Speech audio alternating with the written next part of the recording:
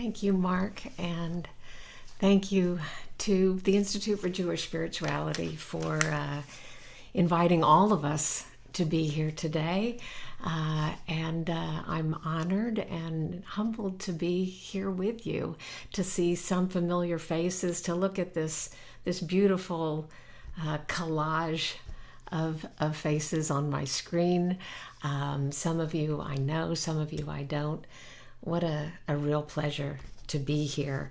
My connection to IJS goes back probably now about 15 years maybe, and the mindfulness practices, the development of spiritual practice for me, it's had a huge impact on my life, and so I'm happy to be able to, if I can, even in some minute way, to return the favor and to continue to share with everyone. Thank you also to Susan Goland. What a wonderful time to celebrate a life, both a 100th anniversary of a birth and a yahrzeit as well of a life well lived, and your father Stanley, no doubt, a blessing to the world.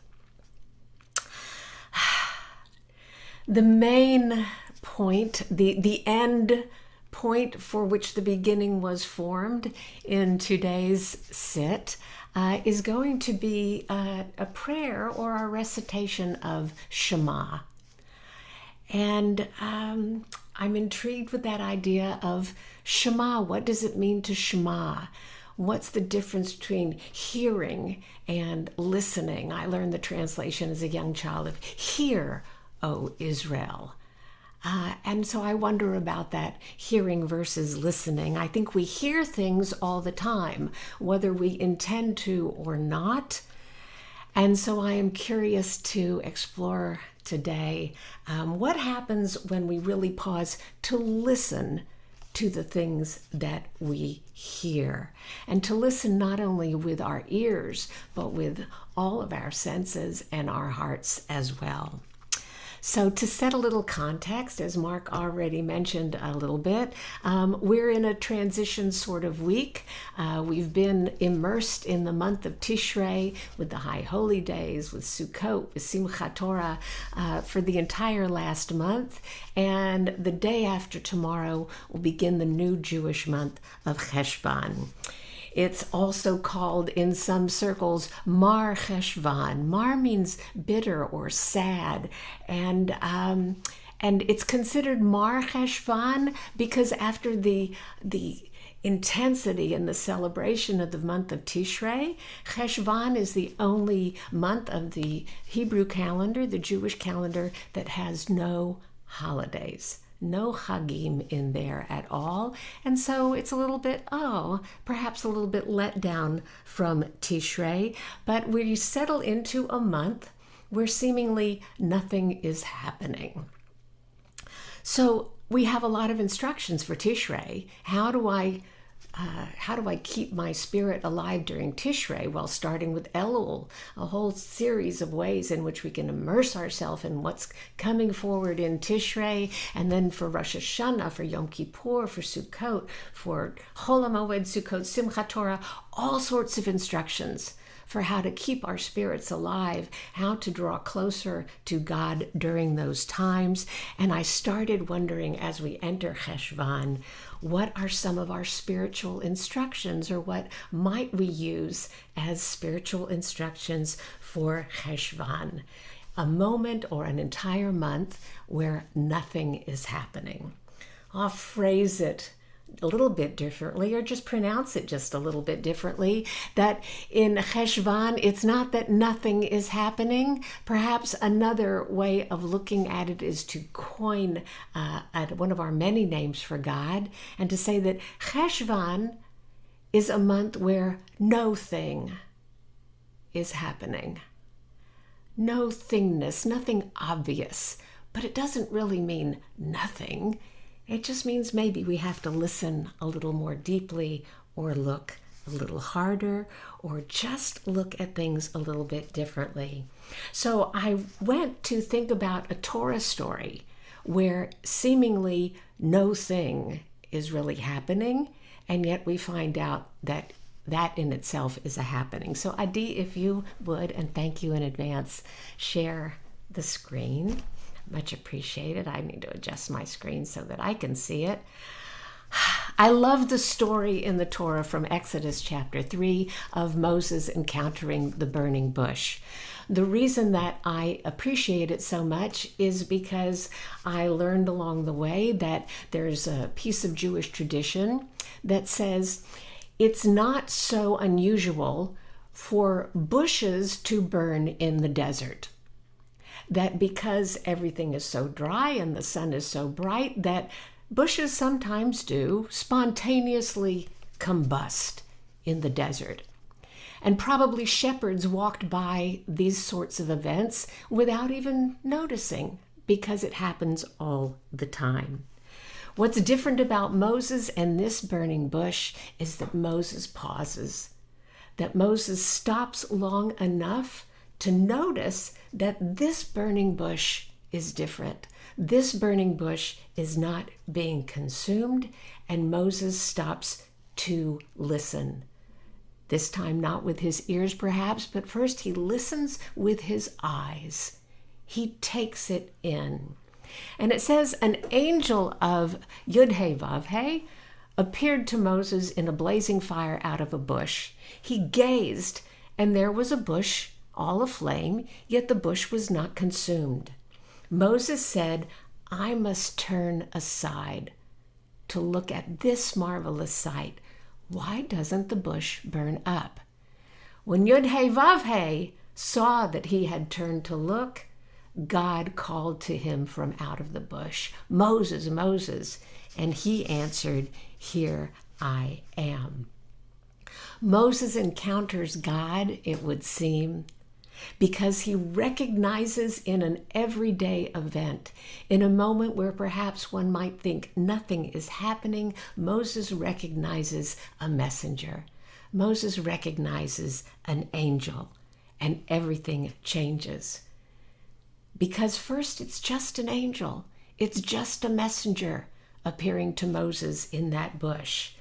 But when Moses stops, when Moses listens deeply, with his entire being to what's going on, that's where the conversation begins, in the pause, in the deep listening.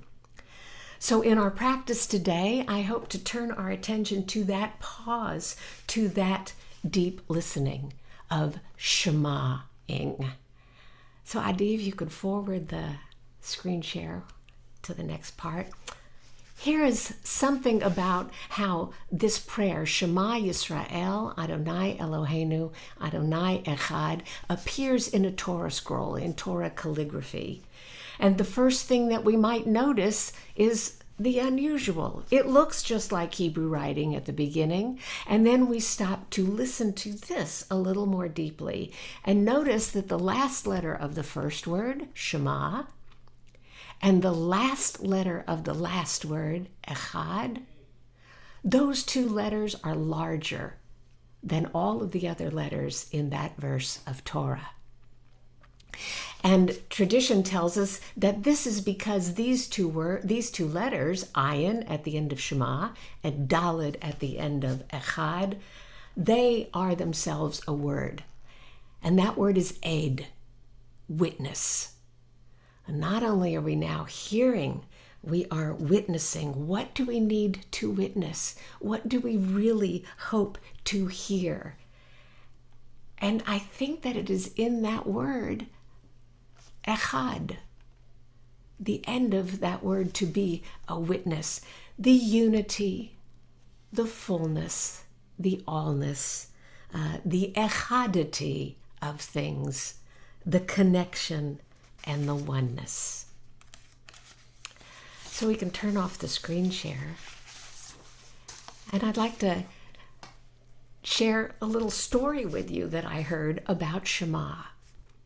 And it is a story of a ruler of the land who wanted to develop their spiritual practice and began to wonder, if I want to begin with prayer, if I want to begin a spiritual practice with sound, with what sound should I begin my prayer in order that my prayer might be the most effective? And one of the ruler's advisors jumps up and says, I know the exact answer.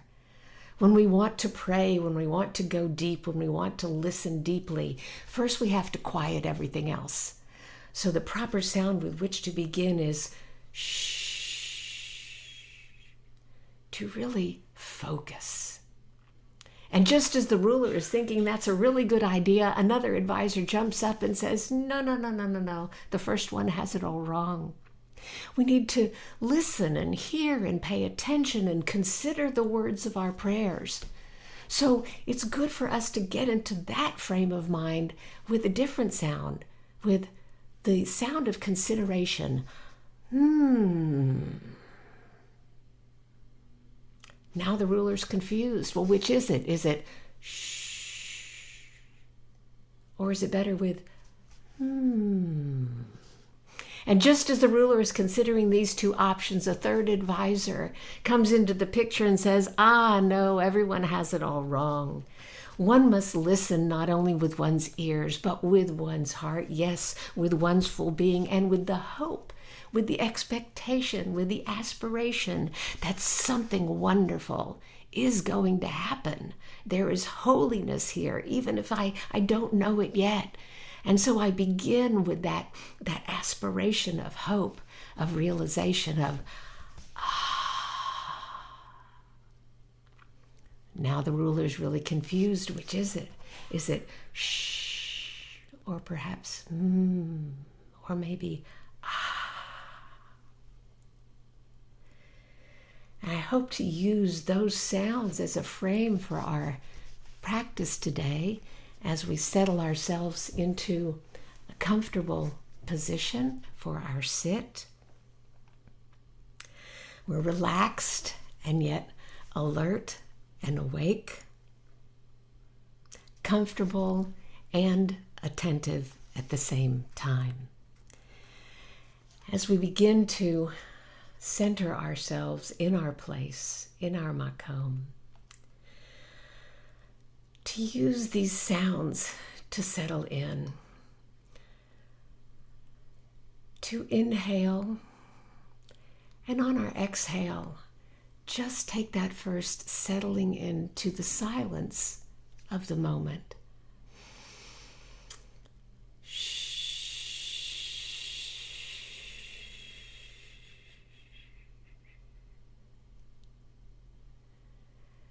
And just take a couple more of those kinds of breaths.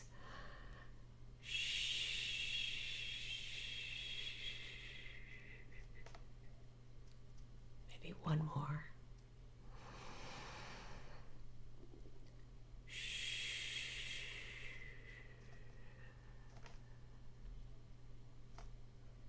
And from the silence, consideration, attention to what is right here, right now.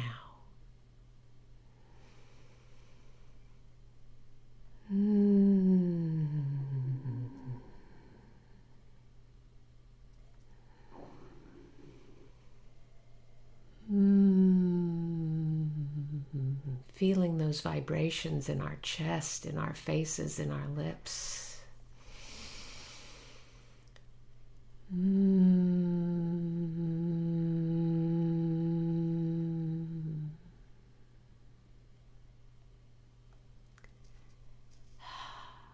And our hope.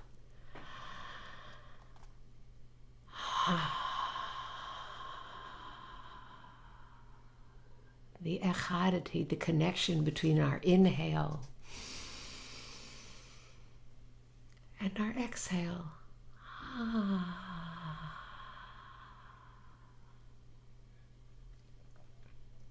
One more.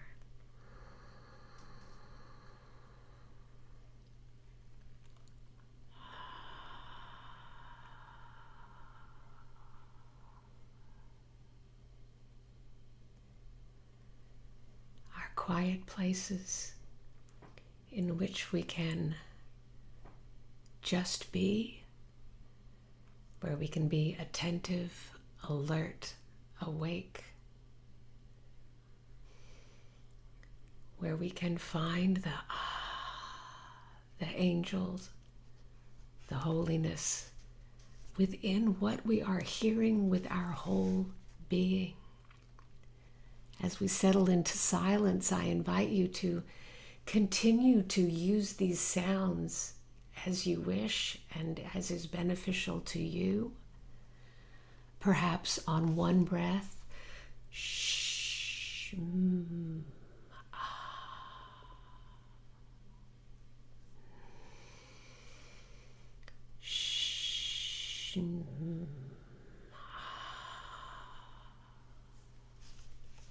and if the mind or heart or body or presence wanders as it is wont to do, just return to the sound, to the listening, to the no-thingness, to the angels within what is right here, right now,